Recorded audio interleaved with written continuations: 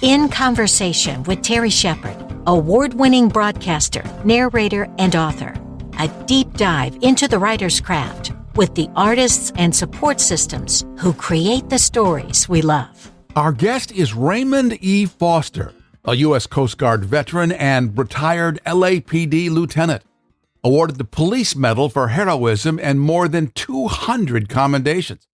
After leaving the force, he's had many incarnations: an educator, consultant, blogger, and prolific author, advising governments in Jamaica and the Caribbean on security strategy.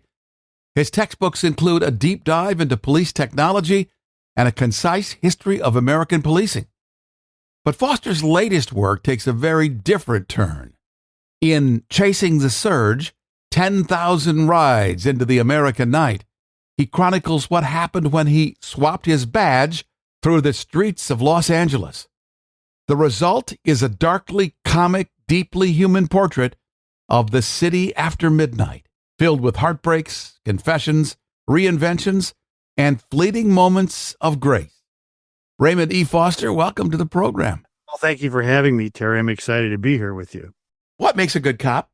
Well, curiosity is what makes a good cop. And the second thing is to know the first thing you learn when you walk a beat or you get a new area is you learn what normal is, right? What's normal? Because it may well be normal for somebody to leave their house at 2:00 in the morning. They go to work, and you learn that that's normal. Then you look for the things that are not normal for wherever you're working, and then you poke your face into not normal, and you ask, you ask questions. You stop people and you ask them questions. Why are they going? Where are they going? And that's all. That's what makes a good cop. Curiosity and the ability to tell what's normal against what's not normal on his or her beat. Then there's a lot of other things. The last thing, and this has been a very useful skill for me, is you develop, especially walking a foot beat, the ability to speak to everyone from a down dope fiend to the CEO of a business. So if you're walking, I had 5th Street between Spring and Broadway downtown. That's it, man. I was king of 5th Street, man. And on the graveyard shift. But if you didn't, you just learn to talk to everybody from the dope fiend, and you have to talk the language and talk the talk. And that's how to be inventive. That was part of it. Police officers seem to have a sixth sense for both truth and fiction. Where does that come from? I think what you learn is you learn people's tells, and you learn to differentiate between when they are telling the truth and when they're making stuff up. And that's not that difficult. I mean, you learn that over time. But the biggest thing I've learned, and this would serve me well in Chasing the Surge, just shut up. Because you know what? If you just shut up, people are going to tell on themselves, right?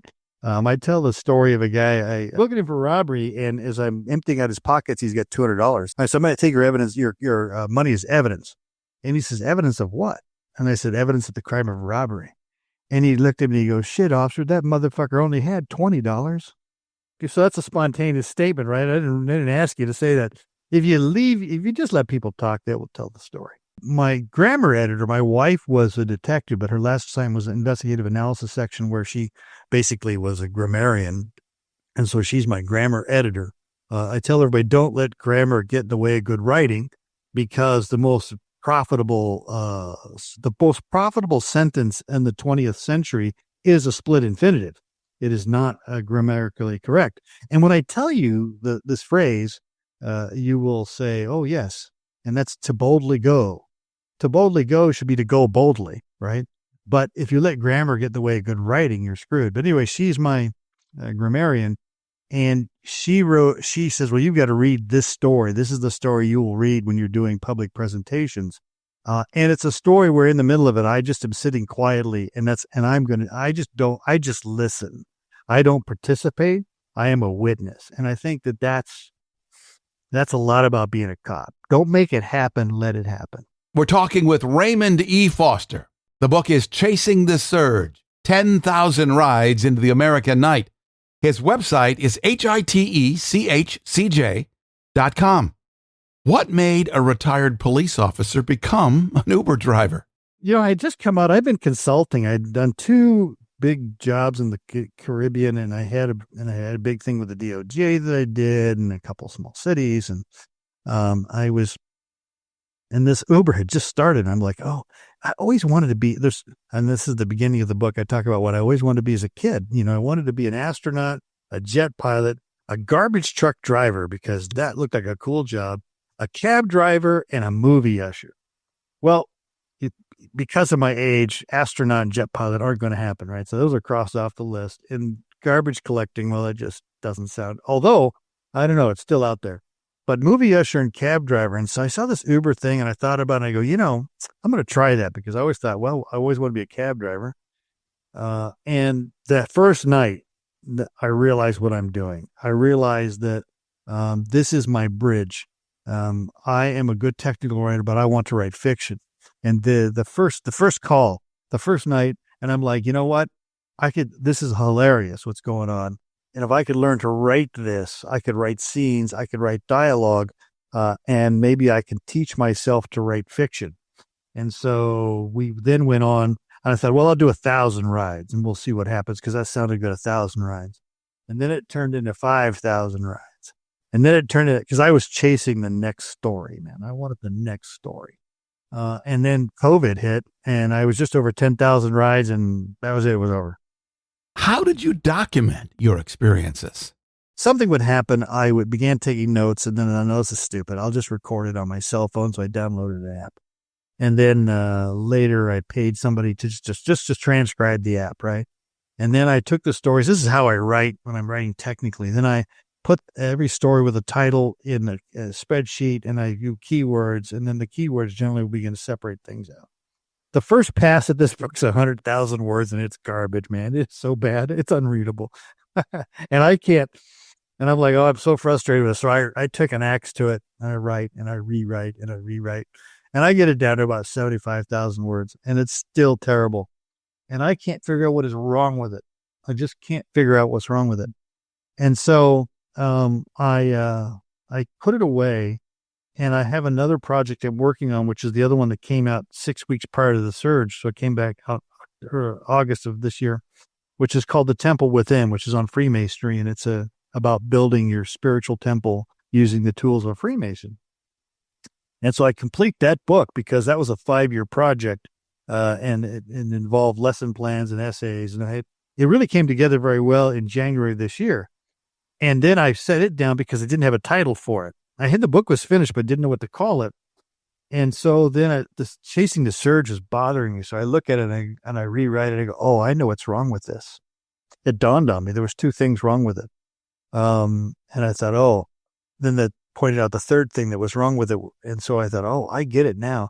You see, every book has a story arc. Even a technical book has a story arc. I mean, I'm a writer.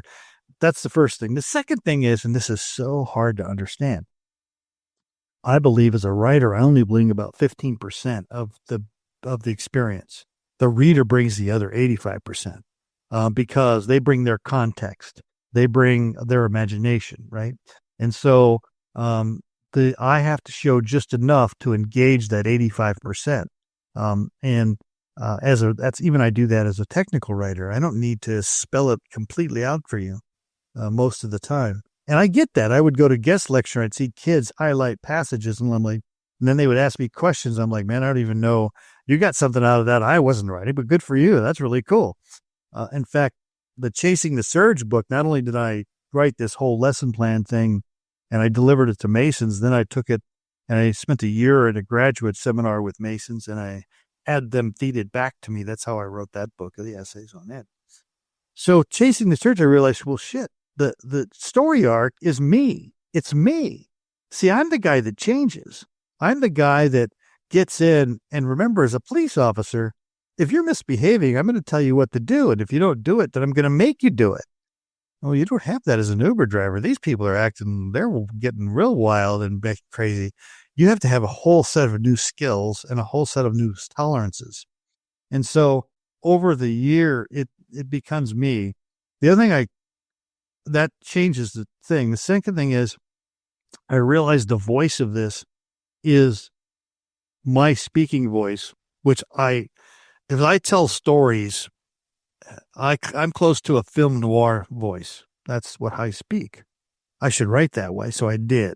And I really powered it on with that. And the third thing is I walked away from the Uber job very frustrated with Uber. So I cut all the rant out, almost all the rant. There's a little rant in it, but there's not much. And so it ends up, I cut it down to almost just under 60,000 words, a hair under 60,000 words. And so that's a big cut, and it's tighter. The stories are better.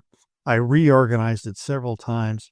And so the first story you come upon is not the first story. That's the second story. The first story sets the stage, and I wind it back. So I do literary stuff, right? Foreshadowing, and I do retrospective, and I do, what's inside my head, and I do what I didn't know, and how surprised I am when I find it out. And so all of these things gave me the chance to play with it. And so when I opened the file on the fiction book that I'm writing, it was much easier. I was more confident about it, I guess I could say. So that's the story of writing The Surge and where the first story is. The book is Chasing the Surge, 10,000 Rides into the American Night, written by our special guest, Raymond E. Foster. What has this exercise taught you about humanity? I have great faith in humanity. Every morning I get up and I'm amazed. In the evening, actually, when the street lights come on, I think that's amazing. Because individually, we're disasters. We are individually as human beings disasters. But collectively, we do pretty cool stuff, right? If we work together, the street lights still come on at night. As much craziness as there is individually, domestic violence and drug abuse, mental illness, homelessness, as much as we see these individual issues, collectively, we're very, very good at working together and creating things. Sometimes I'd drop a writer off and go, I don't know how the fuck we got out of caves and how did that happen, right? But then the streetlights came on, and it somehow works together collectively. So I have great faith in humanity. Somebody asked me in another interview, I did an interview for the UK 2 nights ago, and 2 nights ago, you know what that's like, because they're on their schedule, man. They're not going to get up. It's like 8 o'clock in the morning. It's 1 a.m. here. And he asked me something about, what do I say about today? I remember the 70s. The 70s seem as much turmoil as there is today, just a different kind of turmoil. I mean, they were burning, every city was burning down. There were riots in the streets. It was the crazy inflation, the gas lines, all of and the war. And, we went to school at a time where you did duck and cover because they were going to nuclear attack us at any time. And we lived through all of that. This is just a time of transformation, and transformation is always chaotic. And so I have great faith in the American people and great faith in our form of government that we will survive the transformation and come out different, stronger, and more interesting. And when I live overseas, I always caution people, when Trousseau traveled around, he said this, he saw that. He goes, if you look inside the house, it looks like we're always fighting. I go, but if you break one of our windows, we're going to all come out and kick you to IRS together.